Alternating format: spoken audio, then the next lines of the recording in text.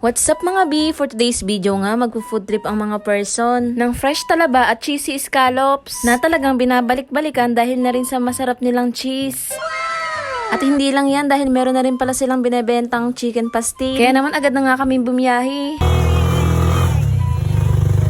And after 5 minutes nga ay nakarating na nga kami. Bali, located nga pala ang kanilang store dito sa may tapat ng Jollibee, Camarin Kiko. At open nga pala sila mula 7:30 PM hanggang 11 PM. Meron din pala silang pwesto sa may Pichayan Half Court. At open naman sila doon mula 5 PM hanggang 7 PM. At kung natatandaan nyo nga, vlog na pala namin sila dati. Nakakatuwa nga dahil meron na silang cart ngayon. At hindi lang isa kundi dalawa pa.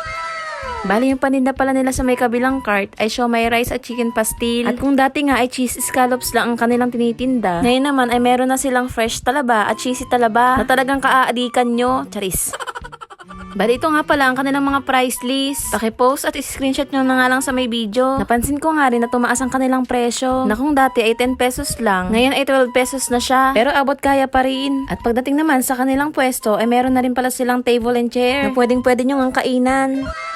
Kaya naman, nagpaluto na nga kami ng aming mga order. At sa mga oras nga na yan, ay talagang takam na kami. Lalo na dun sa may kanilang cheese scallops. At pagkatapos nga lang ng ilang minuto, ay luto na nga ang aming mga order. Napakabilis nga lang pala niyang maluto. At kasama ko nga pala ang mga bibot. Charis.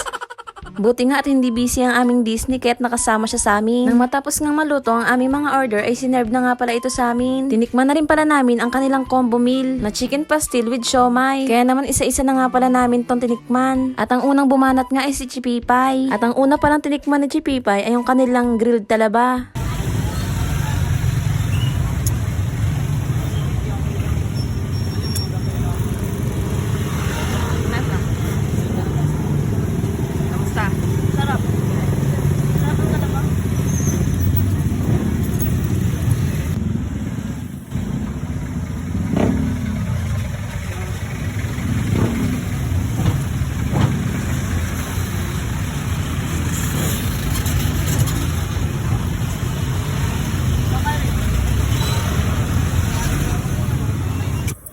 At sumunod na nga tumikim ang aming Disney princess. Kung di nyo nga na itatanong ay talagang favorite niya itong talaba. At talagang gustong gusto niya magkaroon nito. Lalo na yung hilaw, charis.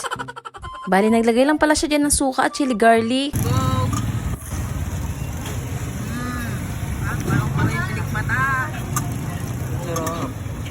Dahil favorite ko yung talaba. Sarap na. Confirm, kumakain siya ng talaba. Sarap. May cheese. Cheese? Yung. Malamig na. Ilan po? Malaki. May 10 by 5 po.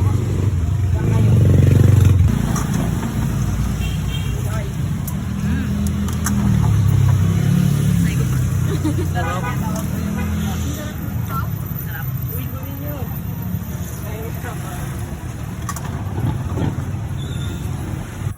Nang matapos nga ang aming Disney ay ako naman ang tumikim. At ang una ko palang tinikman dyan ay yung kanilang grilled talaba. Sa amin tatlo talaga, ako talaga yung hindi mahilig dito. One time kasi nakakain ako ng fresh, hindi ko siya nagustuhan. May pagka-slimy kasi siya at may aftertaste. Kaya ngayon sabi ko, itatry ko tong kanilang grilled talaba, baka magustuhan ko.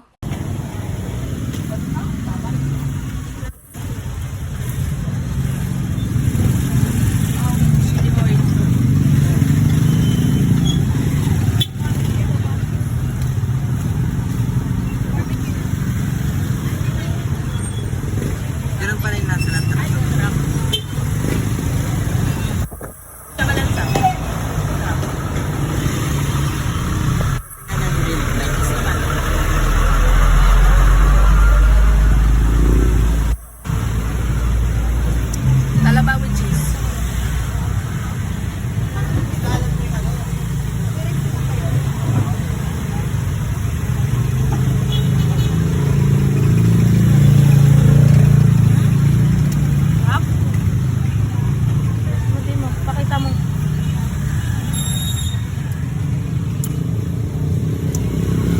After nga namin matikman yung kanilang grilled talaba at cheesy talaba, ay sinunod na nga namin tong kanilang chicken pastil. Nasa halagang 30 pesos ay maa-avail mo na ang kanilang chicken pastil. At kung gusto mo naman ng kanilang combo na may 3 pirasong siomay, ay 50 pesos lang per order. At para naman sa kanilang drinks ay meron din pala silang gulaman. Super affordable nga ng kanilang mga paninda. Perfect na perfect para sa mga estudyante. Perfect din siya para sa mga nag-work na ang hanap ay masarap na, napakamura pa. Fresh talaba from Kiko. Uy! Sinubukan ko nga uling kumain ng kanilang fresh na talaba. Yung as in fresh, hindi pa siya nag-grilled. At nilagyan ko nga lang pala ng kalamansi at chili garlic. Try ko nga lang pala siya, baka kasi iba yung lasa niya dun sa una kong natikman. Yung una ko kasi natikman na fresh talaba ay binili lang namin sa may Kiko Palengke. Kaya naman, nung kinain ko na nga siya, ay ganun pala talaga ang lasa niya. May pagka-slimy pala talaga siya. Disclaimer lang, wag niyo pala akong i-bash. Hindi kasi tayo pare-parehas ng panlasa. At ayun lang muna for today's video. Thank you for watching mga B.